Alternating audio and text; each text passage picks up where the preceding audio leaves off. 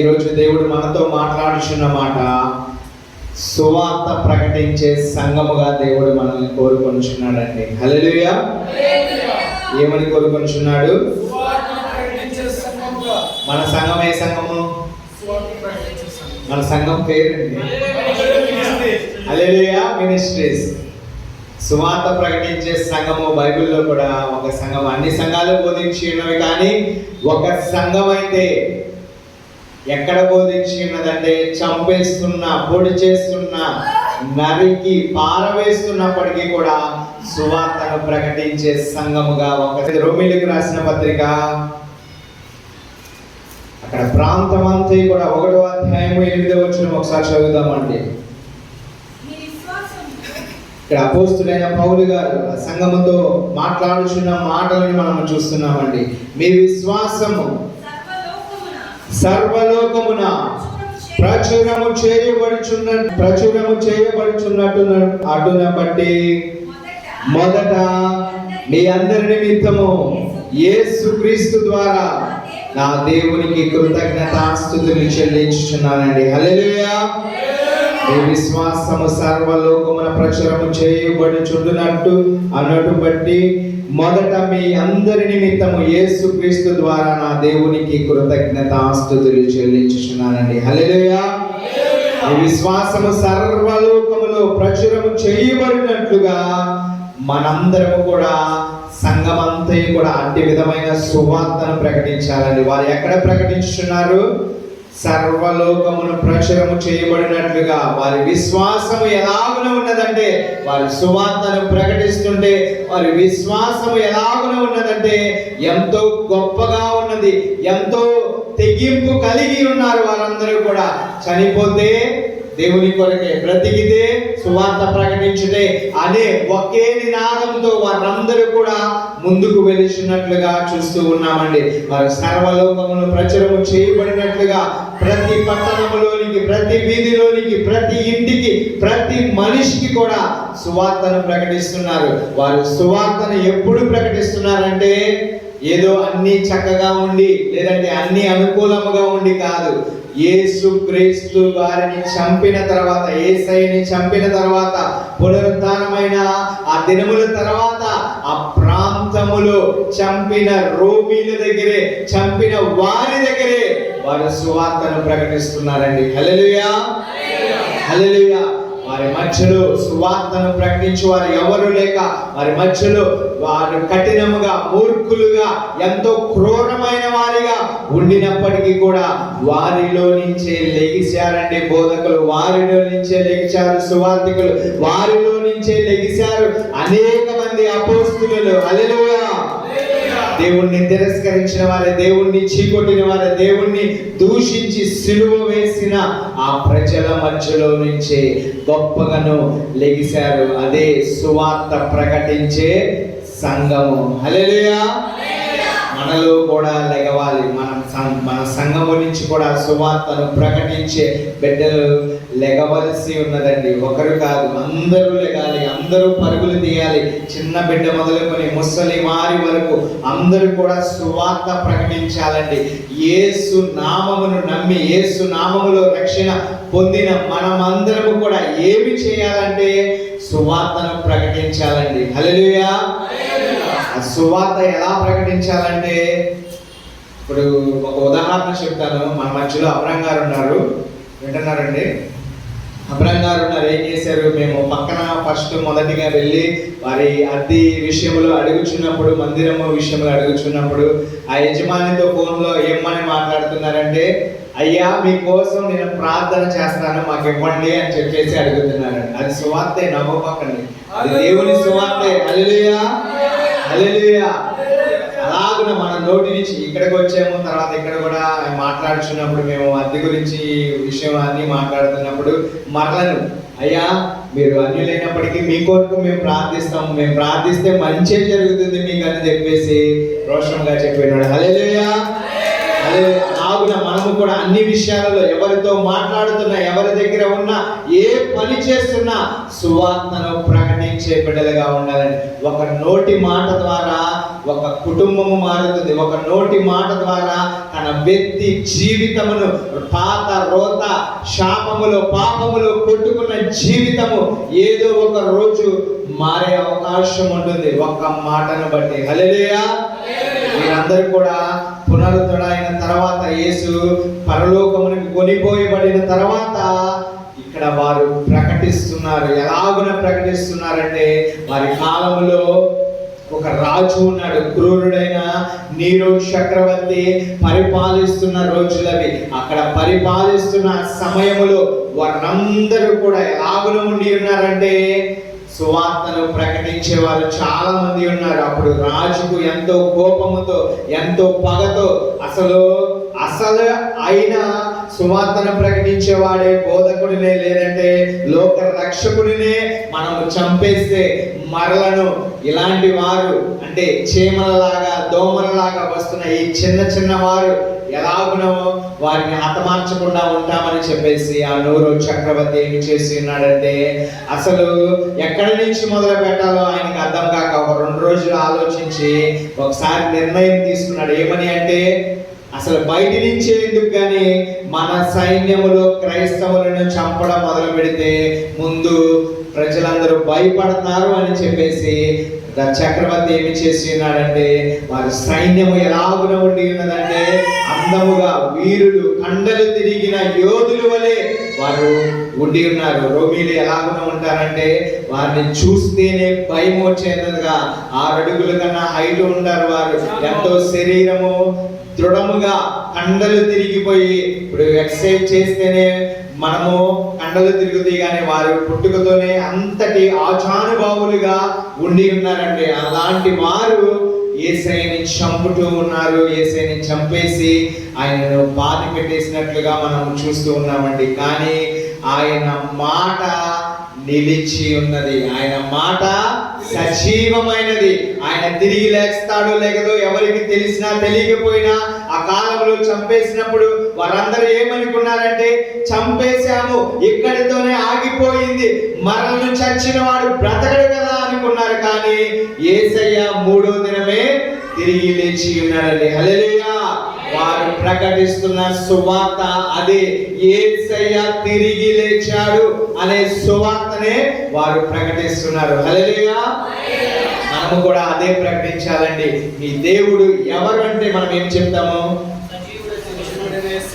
సజీవుడైన యేసయ్య. ఇంకా చెప్పండి, ఒక్కొక్కరు ఒకటి చెప్పినా పర్లేదు. మన యేసయ్య గురించి కొన్ని కోట్లు మాటలు మాట్లాడినా సరిపోవు. అర్థం కాదు. పునరుద్ధానుడు. అలాగనే మనం చెప్పుకుంటూ పోతే అనేక మాటలను ఆయన గురించి చెప్పవచ్చు అండి. మొదటిగా ఆయన ఏమి చేసి ఉన్నాడంటే, నిన్ను రక్షించి ఉన్నాడండి. హల్లెలూయా.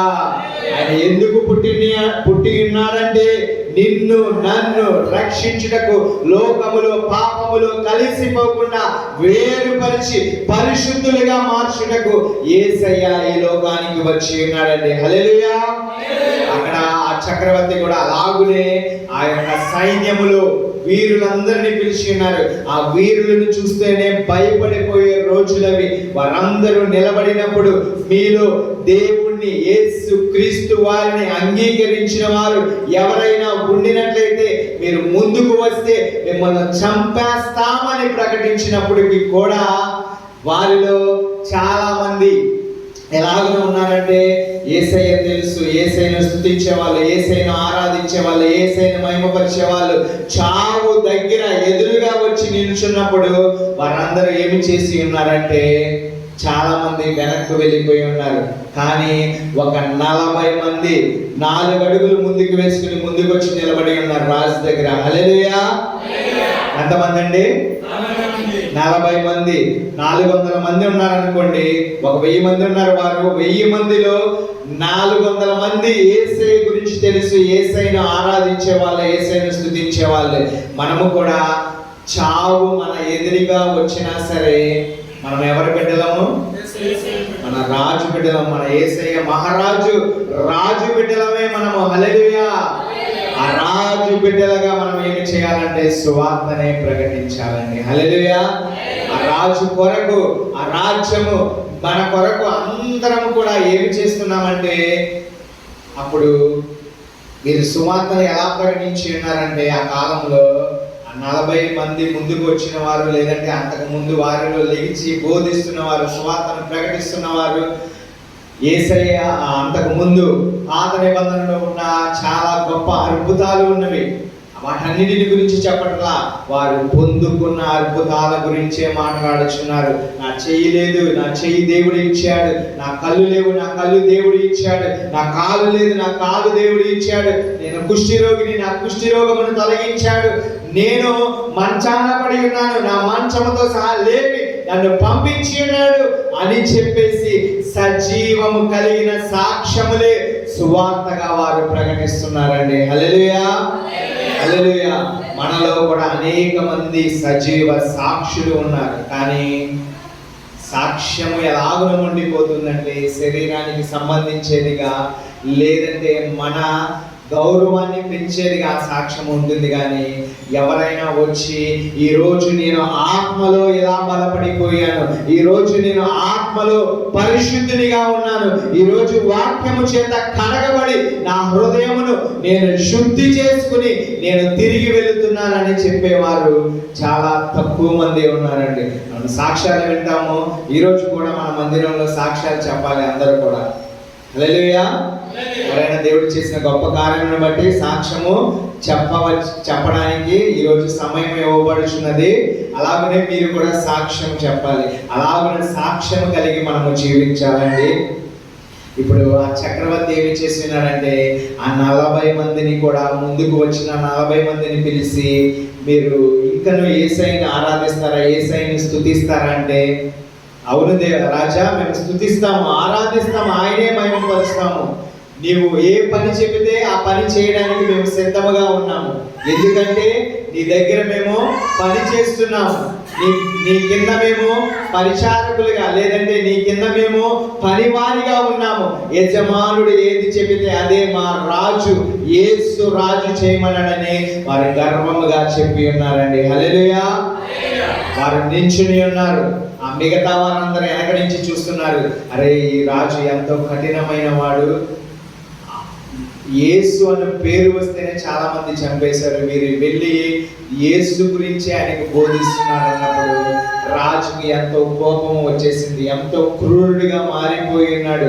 అతను మనిషిగా లేదు, రాక్షసుడిగా మారిపోయి ఏమి చేస్తున్నాడంటే, సైన్యాధిపతిని పిలిపించి వీరిని తీసుకువెళ్ళి ఆ చెరువు కాలువ గట్టు దగ్గర పడవేసి అక్కడ వారిని కట్టివేయండి అని చెప్పి ఉన్నాడు. మనలాగా ఇక్కడ ఎండ వాన చలి ఉండదు, కానీ అక్కడైతే చలి మాత్రమే ఉంటుంది. ఆ ప్రాంతంలో చలి ఎక్కువగా ఉంటుంది కాబట్టి ఆ చలికి వారు చనిపోతారు, ఆ చలికే వారు గడ్డగడ్డకు పోతారని చెప్పేసి వారి బట్టలన్నీ తీసేసి అక్కడ వారిని కట్టేసినట్లుగా మనము చూస్తూ ఉన్నామండి. అలా కట్టేసినప్పుడు ఆ సైన్యాధిపతి అయిన వెస్పర్షియన్ అనే సైన్యాధిపతి ఒక అతను ఉన్నాడు.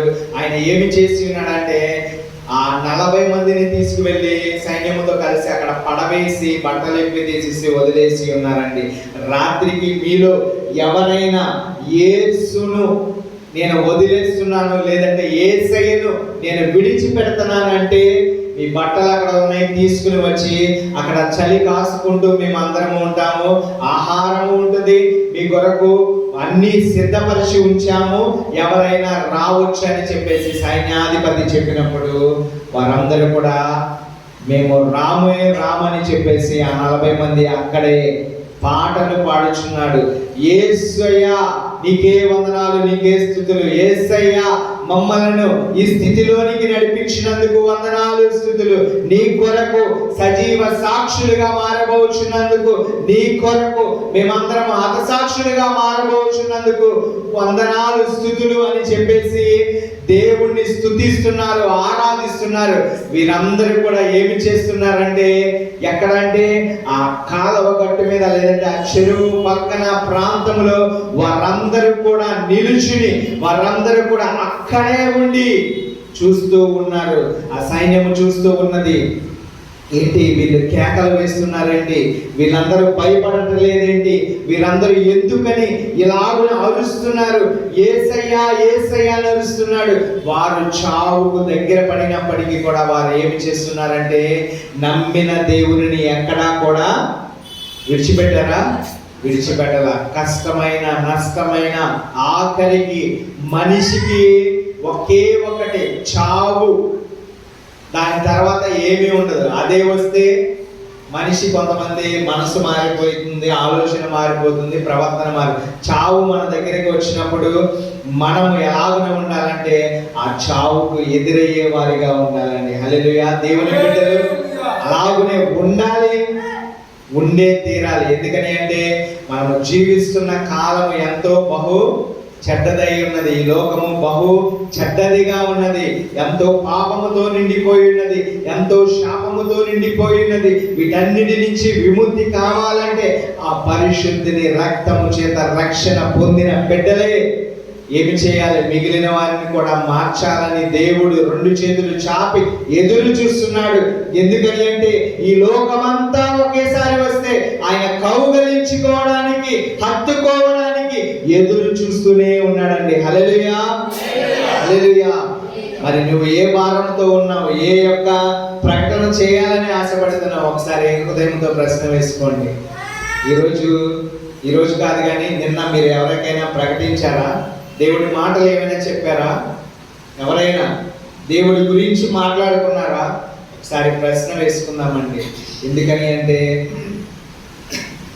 ఇది నిరంతరము చేయవలసిన పని. ఈ పని అయిన తర్వాత ఈ పనిలో కానీ ఈ యొక్క ఏ విషయంలో అయినా కూడా ఒక్క మాట చాలండి. ఏమన్నారు? నీ కొరకు మేము ప్రార్థిస్తామన్నారు. ఆ ప్రార్థించడంలోనే ఎంతో గొప్ప మహిమ దాగి ఉన్నది. ప్రార్థిస్తే ఏమి జరుగుతుందో మనందరికీ తెలుసా తెలీదా? మనందరం కూడా కష్టం వస్తే ప్రార్థన, నష్టపోతే ప్రార్థన, రోగం వస్తే ప్రార్థన, విడుదల కావాలంటే ప్రార్థన, రక్షణ కావాలంటే దేనికైనా కూడా ప్రార్థనే ఎంతో బలమైనది, ప్రార్థన ఎంతో విలువైనది. ఆ ప్రార్థనను బట్టి ఈరోజు మనందరి దగ్గరికి కూడా ఈ పరిశుద్ధ గ్రంథము వచ్చి ఉన్నదండి. ఆ రోజులలో కష్టపడి ఉన్నారు, నష్టపడి ఉన్నారు, ప్రాణములే పోగొట్టుకున్నారు. వారి ప్రాణములు కూడా ఎందుకని త్యాగం చేసి ఉన్నారంటే శరీరముతో ఎవ్వరికి కూడా ఏ ఉపయోగం లేదండి. మనం కూడా అనుకోవచ్చు, ఈ కష్టాలు నష్టాలు లేకుండా అసలు నన్ను పుట్టించుకున్న దేవుడు ఉంటే ఎంతో బాగుండు అని చెప్పేసి అనేక సార్లు మనం అనుకుంటూ ఉంటామండి. మనము కష్టాలను కొని తెచ్చుకుంటున్నాము, మనము ఇష్టాలను కూడా కొనే తెచ్చుకుంటున్నాము, కష్టాలను కూడా కొనే తెచ్చుకుంటున్నాము. ఎందుకని అంటే మన ప్రవర్తన మారినప్పుడే మన స్థితి మొత్తము మారుతుందండి. నువ్వు ఆధారపడుచున్న యేసయ్య ఆయన ఏమి చేయగలడో, ఆయన శక్తి ఏమిటో, ఆయన బలము ఏమిటో నీకు తెలిస్తే నువ్వు ఊరికినే ఉండవండి. హల్లెలూయా. ముందు మనకు యేసయ్య ఎవరో తెలియాలి కదా. యేసయ్య తెలిస్తేనే కదా మనకు ఆయన బలమెంతో, ఆయన సామర్థ్యం ఏమిటో, ఆయన ఏమి చేయగలడు, ఆయన ఏమి చేసి చూపిస్తాడో, ఆయన ఎలాగున కాపాడుతాడో, ఎలాగున రక్షిస్తాడో మనం ఇతరులకు సువార్తను ప్రకటించగలము. ముందు మన గ్రంథము గురించి మనకు తెలియాలి, దేవుని యొక్క వాక్యము మనకు తెలియాలి, దేవుడు ఏమి చేయగలడో మనకు తెలియాలి, యేసయ్య ఎంత బలవంతుడు, ఆయన నామములోనే ఎంత శక్తి ఉన్నదో మనకు తెలిస్తేనే. 40 మంది చావుకు ఎదురుగా నిలబడి ఉన్నారు కదా, అలాగనే మనము కూడా ఏదో ఒక రోజు రావచ్చు, రాకపోవచ్చు. వస్తే హతసాక్షులకు దేవుడు వాక్యం ఏమి చెబుతుందంటే తీర్పు ఉండదు. వాళ్ళకి హతసాక్షులకు తీర్పు ఉండదు, డైరెక్ట్గా వారికి పరలోక రాజ్యం అని దేవుని వాక్యం సెలవిస్తుందండి. హల్లెలూయా, హల్లెలూయా. మరి మనలో హతసాక్షులు ఎంతమంది మారబోతున్నారు, అంతమంది అలాగునే ఉండబోతున్నారు. దేవుని చిత్తము అయితే మనందరము కూడా అలాగునే పోరాడాలి, పోరాడాలి, పోరాడాలి. హల్లెలూయా. ఈ 40 మందిని ఏం చేసి ఉంటాడు రాజు? ఆ చలి దగ్గర వదిలేశాడు, కాలువగడ్డ దగ్గర. చంపేస్తాడా? వారికి అధికారిని ఇచ్చి ఉన్నాడు, సైనాధిపతిని ఒకళ్ళను నియమించి ఉన్నాడు కదా. ఆ 40 మంది కూడా ఏమి చేసి ఉన్నారంటే ఆ కాలువ గట్టు మీద చలికి వణికిపోతూ బట్టలు లేకుండా అలాగునే చలికి వారు ఏమి చేస్తున్నారంటే వారిలో వేడి పుట్టడానికి పరిశుద్ధాత్ముడి సహాయమును కోరుకొనుచున్నాడు. యేసయ్యా యేసయ్యా అని పిలుస్తూనే ఉన్నారు. ఆ నామమే సమస్తమును జరిగించునని చెప్పి వారికి తెలుసు. వారు నమ్ముకున్న దేవుడు ఎక్కడను చెయ్యి విడవడని వారికి తెలుసు. కాబట్టి వారందరూ కూడా చలైనా ఎండైనా వానైనా పర్లేదు, రోగమైనా రొప్పైనా పర్లేదు, ముళ్ళైనా లేదంటే అగ్ని గుండమే వచ్చినా, సింహాలే వచ్చినా, ఎలుగుబంటిలే వచ్చినా మాకు ఏది కాదు, మా దేవుడు కాపాడి ఉన్నాడు, కాపాడబోతాడు, కాపాడుతూనే ఉంటాడని చెప్పేసి ఆ 40 మంది కూడా దేవుణ్ణి ఇంకనూ రెట్టింపుగా స్తుతిస్తున్నారండి. మొదటిగా వారి మాట ఆ చెరువు దాకే వినపడేది, కానీ తర్వాత వారి మాట ఆ ఊరి వరకు వెళ్ళిపోయి ఉన్నదండి. హల్లెలూయా హల్లెలూయా. రోషము కలిగిన దేవుణ్ణి ఆరాధిస్తున్నప్పుడు, స్తుతిస్తున్నప్పుడు మనము కూడా ఆ రోషముతోనే మనము ఉండినప్పుడు ఆ రోషమే మనల్ని కాపాడుతుందండి. హల్లెలూయా హల్లెలూయా. మనము ఎక్కడ నిరసించిపోకూడదు, సతికిలి పడిపోకూడదు, ఎక్కడ ఇది చేయలేను అని చెప్పేసి ఏ క్రైస్తవుడు కూడా అనుకోకూడదండి. హల్లెలూయా. సమస్తము మన దేవునికి సాధ్యమైనప్పుడు నీలో ఉంటానన్న దేవుడు చేయగలడా చేయలేడా? అదే సువార్త ప్రకటించడం. నా దేవుడి సమస్తమును చేయగలడు. హల్లెలూయా. ఆ 40 మందిని కూడా ఏమి చేస్తున్నారంటే అలాగున 2 రోజులు 3 రోజులు పెట్టి ఉన్నారు. వారిలో ఒకడు ఇస్కరియోతు యూదా ఉన్నాడు. వారిలో 40 మందిలో ఒకడు కూడా ఉన్నాడు. అందరిలో ఉంటారు. మన సంఘంలో కూడా కొంతమంది అలాగనే ఉంటారు, అన్ని సంఘాలలో కూడా ఉంటారు. అలాగనే ఒకడు ఉన్నాడు. వాడు ఏమి చేసి ఉన్నాడంటే పరుగున వచ్చేసి బట్టలు తీసుకుని వేసుకుని చలి కాసుకుంటూ వారి దగ్గరికి వెళ్ళినప్పుడు వారు ఏమి చేశారో తర్వాత చెప్తాను. ఆయన్ని పక్కన పెట్టేసి ఉంచి ఉన్నారు. ఈ 39 మంది ఇంకను స్తుతిస్తున్నారు, ఆరాధిస్తున్నారు, దేవుణ్ణి మహిమపరుస్తున్నారు. ఇన్ని వచ్చిన వాడిని సైన్యాధిపతి అడిగాడు, నువ్వు ఎందుకు తిరిగి వచ్చేసావు, అక్కడ ఎందుకు ఉండలేకపోయావు? వారందరూ ఎంతగానో పాటలు పాడొచ్చు, సంతోషంతో ఆనందముతో, ఆకలి లేకపోయినా దప్పిక లేకపోయినా వారు ఎంతో ఆనందముతో ఉండి ఉన్నారు కదా అని అడిగినప్పుడు, ప్రాణం ఉంటే కొంచెం అలసట తీసుకోవచ్చు అని వచ్చానండి అని చెప్పేసి వచ్చి ఆహారం తింటున్నాడు, తాగుతున్నాడు, అలాగనే చేస్తున్నాడు. కానీ వారు బ్రతికే ఉన్నారు. ఈయన్ని ఇక్కడ చంపేసి పక్కన పడేసి ముక్కలుగా చేసి ఉన్నారండి. హల్లెలూయా.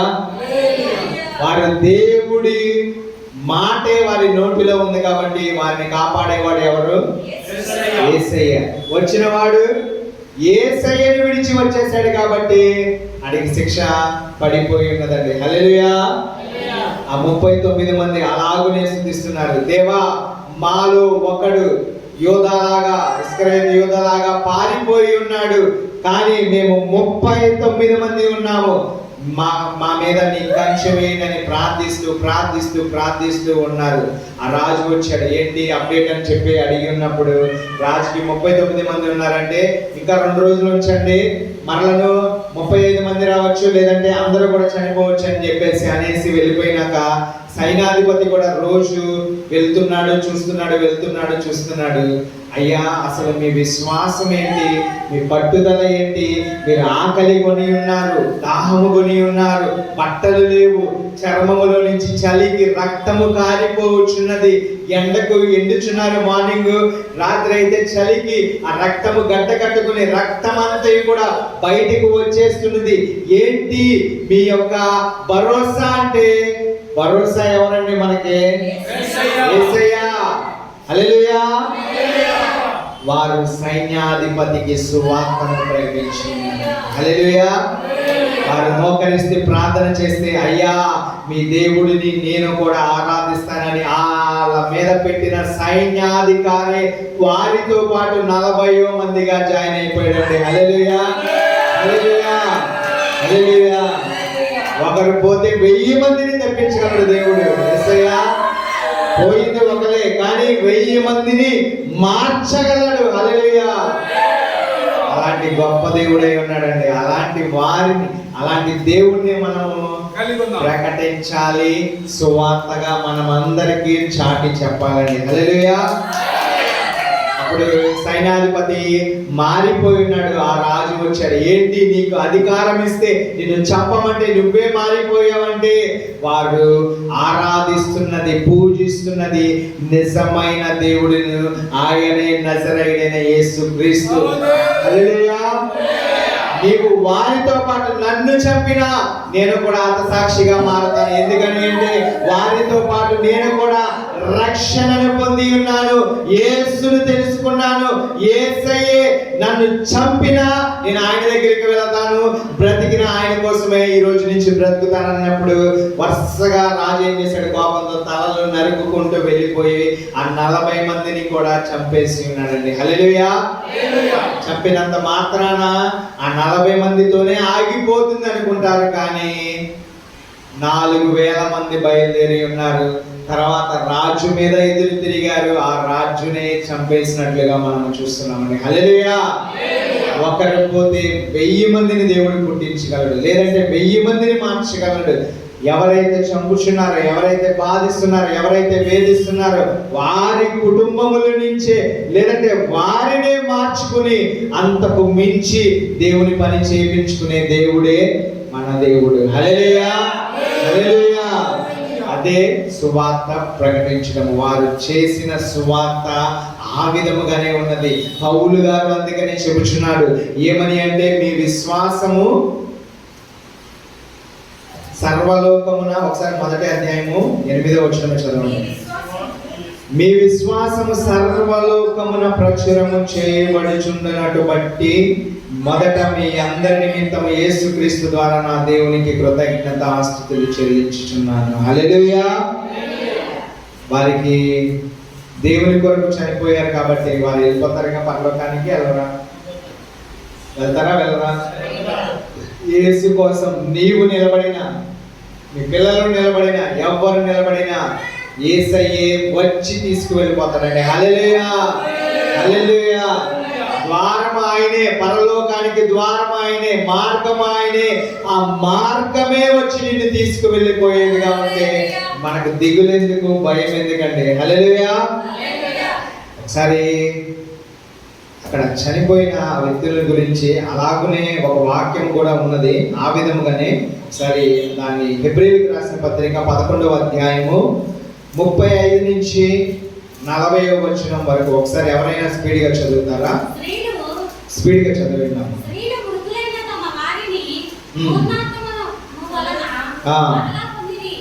దేవునికి స్తోత్రం. ఒకసారి అండి, స్త్రీలు అంటే భర్తలు చనిపోతే వారు పునరుత్థానం వలన మరలా పొందిరి. అంటే తిరిగి మరలను వారు, పునరుద్ధానం అంటే ఏంటి? జన్మించిన, మరలను తిరిగి వారు వచ్చి ఉన్నారు. హల్లెలూయా. తర్వాత చదవడం.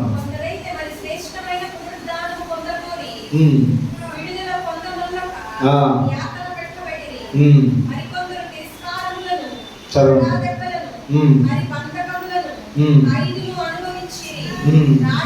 వాళ్ళని ఎలాగో చంపేశారు. ఇప్పుడు చూడండి, రాళ్లతో కొట్టబడిరి, రంపములతో కోయబడిరి, శోధింపబడిరి, ఖడ్గముతో చంపబడిరి, గొర్రె చర్మములను మేక చర్మములను వేసుకుని దరిద్రులై ఉండి శ్రమపడి హింస పొందుచు అడవులలోను, కొండల మీదను, గృహలలోను, స్వరంగములలోను తిరుగులాడుచు సంచరించిరి. అట్టి వారికి ఈ లోకము యోగ్యమైనది కాదు. వీరందరూ తమ విశ్వాసము ద్వారా సాక్ష్యము పొందిన వారైన మనము లేకుండా సంపూర్ణులు కాకుండా నిమిత్తము దేవుడు మన కొరకు మరి శ్రేష్టమైన దానిని ముందుగా సిద్ధపరచును గనుక వీరు వాగ్దాన ఫలమును అనుభవింపలేదు. హల్లెలూయా. ఈ యొక్క మాటలన్నిటిని 2 మాటలుగా వివరిస్తాను. చనిపోయిన వారి భర్తల గురించి యేసయ్య దగ్గర మొరపెట్టుచున్నప్పుడు కొంతమందిని కొంతమంది పునరుద్ధానులు అయినట్లుగా మనం ఇక్కడ చూస్తున్నామండి. హల్లెలూయా. తిరిగి జన్మించినట్లుగా మనము చూస్తూ ఉన్నామండి. మనము బైబిల్ ప్రకారము మనము లాజరు గారు, అలాగే కుమార్తె, అలాగే కొంతమందిని చూస్తూ ఉంటాము. ఇక్కడ ఇది చూసిన వారు చాలా మంది తక్కువగా ఉంటారు. స్త్రీల మృతులైన తమ వారిని పునరుత్థానము వలన మరలా వారు పొందిరి. హల్లెలూయా. మహిమ కలుగును గాక. కానీ కొందరైతే ఏమి చేసి ఉన్నారంటే, స్త్రీలు మాకు మా భర్తలు వద్దు, యేసయ్యా మా భర్తలను అక్కడే ఉంచు, అంత సాక్షులుగా మారిపోయి ఉన్నారు. వారు మరలను తిరిగి వచ్చి లోకములోనికి వచ్చినట్లయితే ఏ పాపమైన వారి కంటినా, ఏ దోషమైన వారి కంటినా, ఏ యొక్క ఆలోచనైనా మారిపోతే వారు మరలా అంత సాక్షులుగా ఉండరు. అందుకనే వారు మాకు వద్దు అని చెప్పేసి ఆ వాగ్దాన ఫలమును అనుభవింపక వదిలివేసినట్లుగా మనము చూస్తున్నామండి. హల్లెలూయా. హల్లెలూయా. అలాగనే మనము కూడా సిద్ధపాటు కావాలి. మన భార్య ఉన్నా లేకున్నా, మన భర్త ఉన్నా లేకున్నా, మన పిల్లలు ఉన్నా లేకున్నా, ఎవరు ఉన్నా లేకున్నా, మనందరం కూడా చేయవలసినది సువార్త ప్రకటించడమే. హల్లెలూయా. హల్లెలూయా. మనందరం కూడా అట్టి విధముగా సంఘముగా ఉండినప్పుడు మన సంఘము నుంచి బయలుదేరవలసినది యేసయ్య గురించి చాటి చెప్పడమే. హల్లెలూయా. అసలు సువార్త అంటే ఏమిటి? మంచి వార్త, శుభవార్త అని అర్థం. సువార్త అంటే మంచి మాట, లేదంటే మంచి వార్త, మంచి విశేషము కలిగిన మాట, విషయం అనే అర్థము.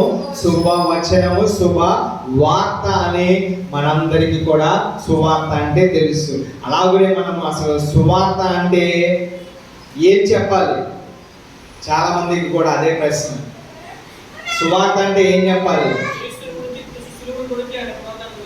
చెప్పాలి. మనము మొదటిగా యేసు గురించి అనే వ్యక్తి గురించి మనము చాటి చెప్పాలి. ఆయన గురించి చెప్పాలంటే ఇప్పుడు చెప్పాడు కదా, అలాగున ఒక్కొక్కటిగా చెబుతూ వెళ్ళిపోతుంటాం.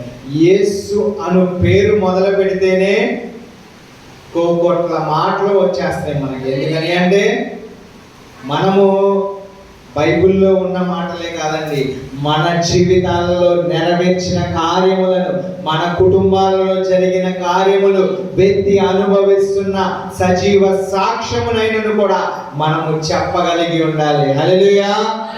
ప్రాణము పెట్టింది ఆయనే, ప్రాణము ఆయన వశమై ఉన్నది, చావైనా బ్రతికైనా ఆయన చేతిలోనే ఉన్నవి. అన్నీ కూడా సమస్త సృష్టి అంతయు కూడా ఆయన ఆజ్ఞతోనే ఎంత కూడా జరుగుచూ ఉన్నప్పుడు ఆ సృష్టికర్త గురించే మనము చాటి చెప్పాలి. ఆయన ఎవరు? సృష్టికర్త ఎవరు?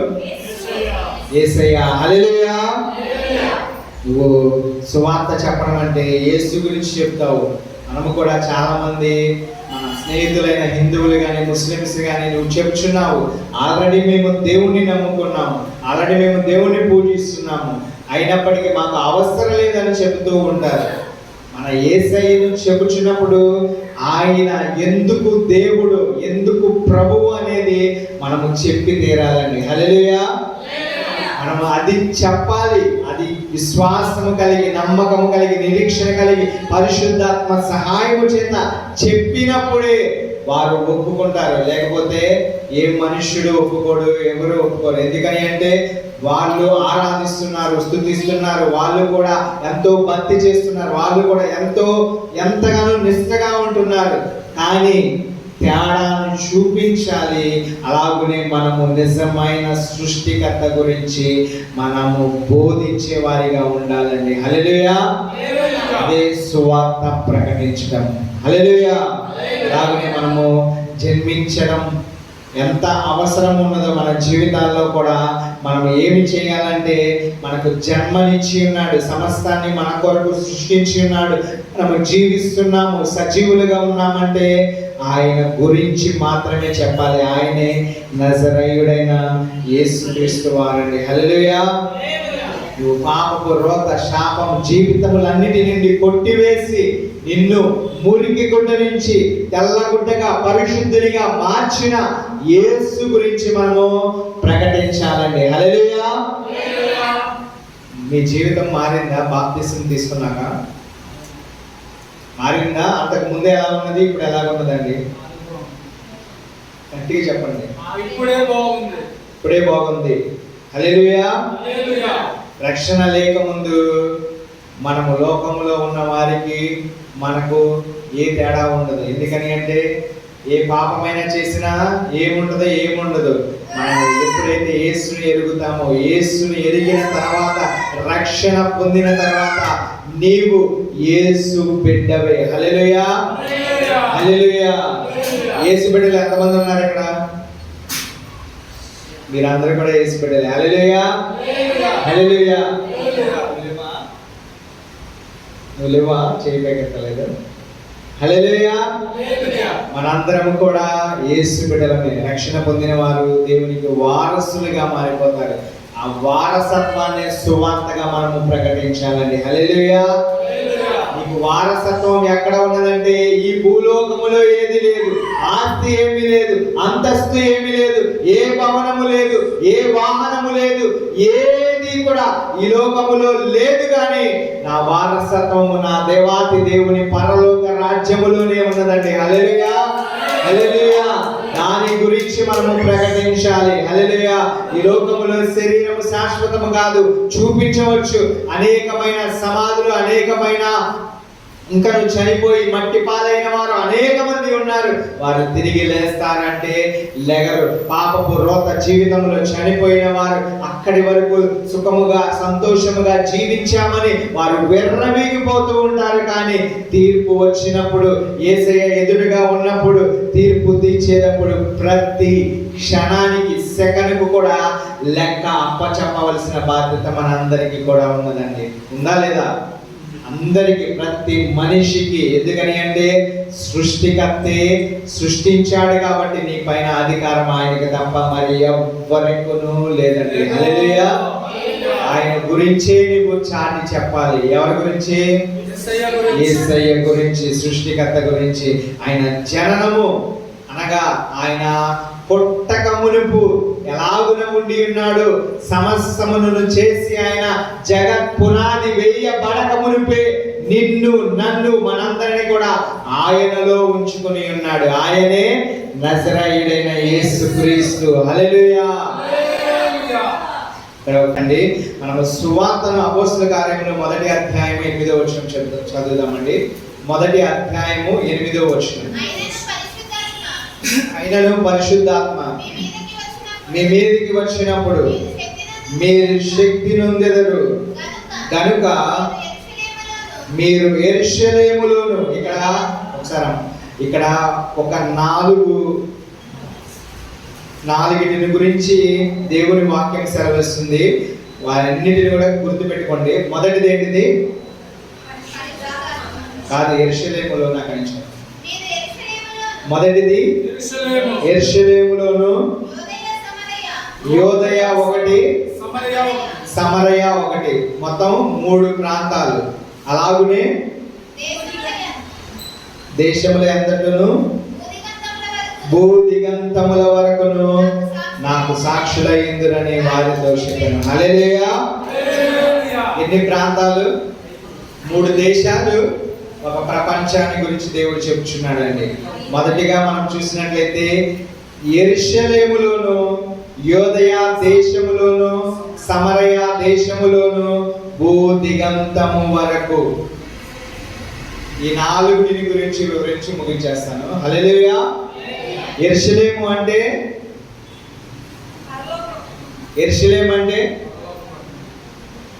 యెరూషలేము ఉందా భూలోకంలో?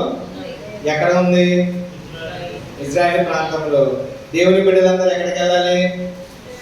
యెరూషలేము ప్రాంతంలో వెళ్ళాలని చెప్పేసి పాత నిబంధనలో ఉంటుంది. యెరూషలేము ప్రాంతాలు.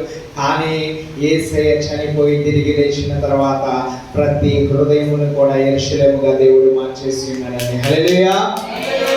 యెరూషలేము అంటే మన సొంత ఇల్లు. ఏంటిదండి? ఈరోజు నేర్చుకోండి మీరు. యెరూషలేము అంటే మన సొంత ఇల్లు. తర్వాత మాట ఏమిటి?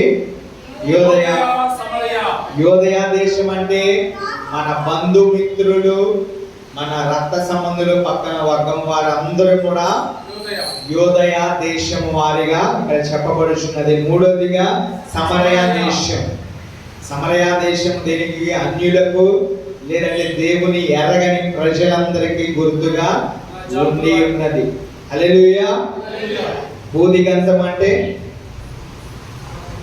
భూదిగంతం ప్రపంచము మొత్తము కూడా పుట్టినది మొదలుకొని చనిపోయేంత వరకు ఎవరైతే మనుషులు భూమి మీద జన్మించి పుడతారో చనిపోతారో, పుట్టికనగా ఆదాము నుంచి దేవుని యొక్క రాకడ వరకు, చివరి మనిషి వరకు, కడవరి మనిషి వరకు ఎవరైతే ఉంటారో వారి అందరి వరకు కూడా దేవుడు చెబుచున్న మాట ఇక్కడ సువార్తను ప్రకటించండి అని దేవుడు చెబుచున్నాడండి. హల్లెలూయా, హల్లెలూయా. అంతకు మించి మీరు కూడా ఎక్కువ చేయబాకండి. ఎక్కడికి వెళ్ళవలసిన పని లేదు, ఎక్కడ చేయవలసిన పని లేదు. ఈ 4 ప్రాంతాల్లో చేస్తే చాలు. హల్లెలూయా. మొదటిది మీ ఇంటిలో చేస్తే చాలు, మీ చుట్టుపక్కల చేస్తే చాలు, మీ బంధుమిత్రులకు చెప్పితే చాలు, అలాగునే అన్యులకు చెప్పితే చాలు, దేవుని ఎరగని ప్రజలకు చెప్తే చాలు, అలాగునే భూదిగంతం వరకంటే ఈ ప్రపంచంలో ఉన్న మనుషులందరికీ చెప్తే చాలు.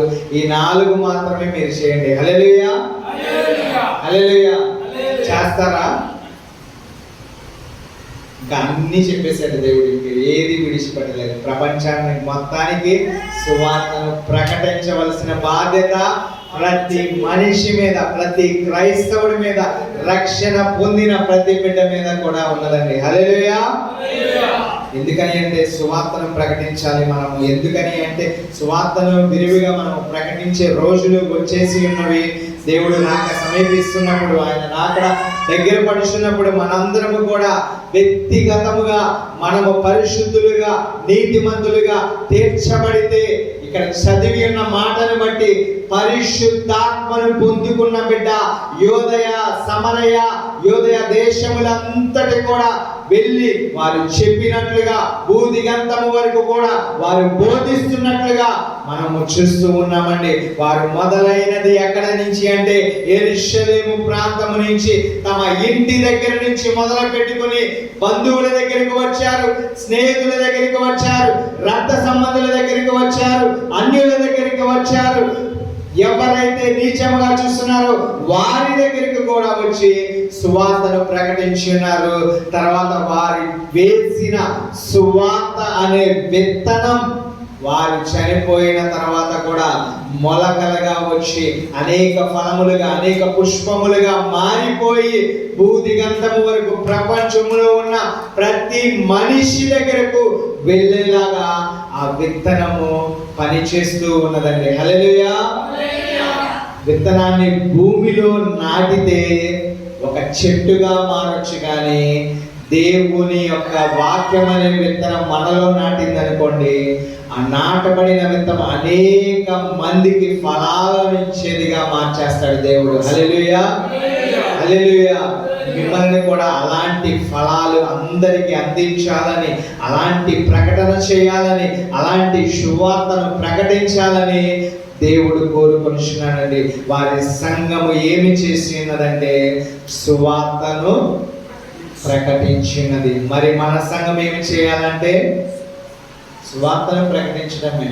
మనం వచ్చేసి ఆరాధించేసి సమయం అయిపోయిన తర్వాత టైం అయ్యేదాకా మనం చూస్తూ, లేదంటే ఇంకా చెప్తున్నారు మాస్టర్ గారు టైం అయిపోతుంది, లేదంటే ఇంకా పనులు ఉన్నాయి, ఇంకా వంట లేదని ఆడలేదు, ఈ కాదా మనకు ఆలోచనలు. మనకు కావలసిన ఆలోచనలు ఏమిటంటే ఈరోజు నేర్చుకున్నది మనం ప్రకటించే వారిగా ఉండాలి. ఈరోజు విన్నది ఇతరులకు పంచేదిగా ఉండాలండి.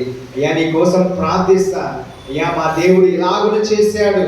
ఎవరైనా లోపాలు ఉన్న వారి దగ్గరికి వెళ్ళి, ఇప్పుడు మనందరం కూడా బాగానే హ్యాపీగా ఉన్నాము, కానీ ఒకసారి హాస్పిటల్లోకి వెళ్ళి చూస్తే, గవర్నమెంట్ హాస్పిటల్కి వెళ్ళండి, ఆ వార్డులోకి వెళ్ళి చూస్తే మనకు అర్థమవుతూ ఉంటుందండి ఆ పరిస్థితి ఎలాగునే ఉంటుందంటే, ప్రాణముతో కొట్టుమిట్టాడుతున్న వారు అనేక మంది ఉంటూ ఉంటారండి. వారి దగ్గరికి వెళితే ఒకసారి చూస్తే మనకు అర్థమవుతుంది, మనము సజీవులుగా, బలవంతులుగా, శక్తివంతులుగా నిలబడుచున్నాము, నడుస్తున్నాము, పని చేసుకుంటున్నాము, తింటున్నాము, తిరుగుతున్నాము, అన్నీ చేస్తున్నాము.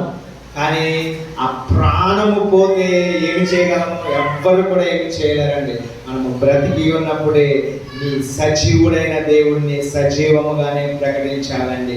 ఆయన రాయో రప్పో లేదంటే ఎక్కడో ఉండేవాడు కాదు ఆయన. ఎందుకని అంటే సజీవుడును సజీవులే ప్రకటించాలి. మీరు సజీవులైతే సజీవుడినే ప్రకటించండి. హల్లెలూయా, హల్లెలూయా. నేను సజీవుడిని కాబట్టి, నా దేవుడు సజీవుడై ఉన్నాడు కాబట్టి, నేను సజీవంగా ఉన్నప్పుడే నా దేవుడిని ప్రకటిస్తున్నానండి. హల్లెలూయా. మీరు కూడా అదే చేయాలి, అదే కావాలని కోరుకొనిచున్నాడండి. హల్లెలూయా. మనం చూసినట్లయితే మన వార్తల్లో కానీ యూట్యూబ్లో కానీ మన ప్రవీణ్ ప్రకటాల గారి గురించి ఎంతగానో న్యూస్ వస్తూ ఉన్నది. అయితే ఆయన వైఫ్ తన భార్య ఏమి చెప్పుచున్నదంటే, ఆయన శవం ఎదురుగా ఉన్నప్పుడు ఆమె ఏమి చెప్పుచున్నదంటే, మా భర్తను చంపేసిన వారిని మేము క్షమించి ఉన్నాము. ఎందుకని అంటే మా దేవుడు మాకు అదే నేర్పించాడని గొప్పగా చెప్పి ఉన్నదండి. హల్లెలూయా. ఫర్గివ్ అనేసింది అంతే. ఇంకా నాకు వారితో పని లేదు. ఎందుకని అంటే మా దేవుడి దగ్గర ఏదైతే చెప్పి ఉన్నాడో వారు నేర్చుకున్న సువార్తనే అందరి ముందు ప్రకటించి ఉన్నదండి. హల్లెలూయా, హల్లెలూయా. అంతేగాని చనిపోయాడని చెప్పేసి చంపేయాలని కాదు దేవుడు నేర్పించింది. చనిపోతే 1000 మందిని మార్చగలిగిన దేవుడిని మనం ఆరాధిస్తున్నామండి. హల్లెలూయా. ఒకరు కాదు, ఒకళ్ళు చనిపోతే 1000 మంది హతసాక్షులుగా మారడానికి నిలబడతారండి. హల్లెలూయా. సైన్యాధిపతే మారినట్లుగా మనం చూస్తున్నామండి.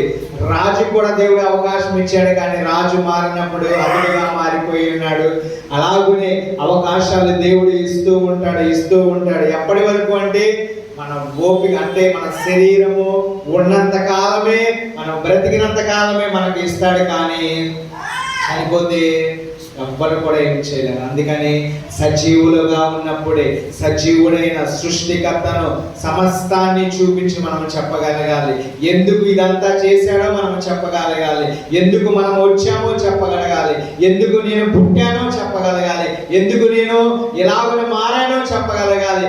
ఎందుకని నేను ఇలాగ చెప్పవలసి ఉన్నదో కూడా మనము చెప్పే తీరాలి. ఊరికి వెళ్ళేసి యేసయ్య నమ్ముకంటే ఎవ్వరు కూడా నమ్ముకోరండి. లాగి చెంప మీద కొట్టి పంపించే రోజుల్లో మనం బ్రతుకుతున్నామండి. ఎవరికైనా చెప్తే అదే జరుగుతుంది. ఎందుకు చెప్తున్నావో వివరించి చెప్పగలిగితేనే మనము చెప్పాలండి. హల్లెలూయా. ఎందుకు యేసయ్య నువ్వు ఎందుకు నమ్మావు? ఇప్పుడు మనందరం మందిరాల్లో ఉన్నాం. మనందరం కూడా ఎందుకని వచ్చాము? యేసయ్య గురించి ఎందుకని వచ్చాము? మన కోసం వచ్చామా?